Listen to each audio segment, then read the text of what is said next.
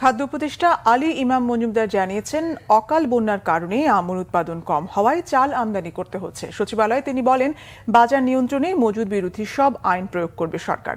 বর্তমানে প্রায় 12 লাখ টন খাদ্যপণ্য মজুদ আছে বলেও জানান উপদেষ্টা। দক্ষিণ পূর্বাঞ্চলে আকস্মিকভাবে বড় বন্যায় বেশ কয়েকটা জেলা প্লাবিত হয়, আমন ফসলের ক্ষতি হয়। এতে করতে যে আমন উৎপাদন কিছুটা কম হয়েছে। চালটা আমাদের প্রায় স্বয়ংসম্পূর্ণ আছে, কিন্তু এতে বন্যাবাই যেতে হলে আমাদের আমদানি করতে হয়।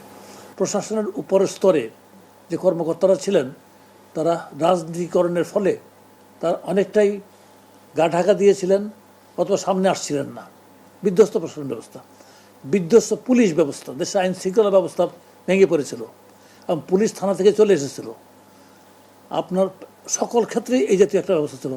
বিধ্বস্ত স্বাস্থ্য ব্যবস্থা, হাসপাতালে ডাক্তাররা ওই একজন ডাইরেক্টর দখল করে, একজন ডাইরেক্টর আছে আর একজন সরাই দিয়ে বলে যে আমি ডাইরেক্টর, তুমি সরে। তো এইটাকে আসলে একটা সেটে আনতে একটা সময় কিন্তু লাগে। এটাকে আপনাদের বিবেচনায় নিতে হবে, যেটাকে সেটে আনতে একটা সময় লাগে। বাই দিস টাইম আল্লাহর রহমতে এটা চলে এসেছে।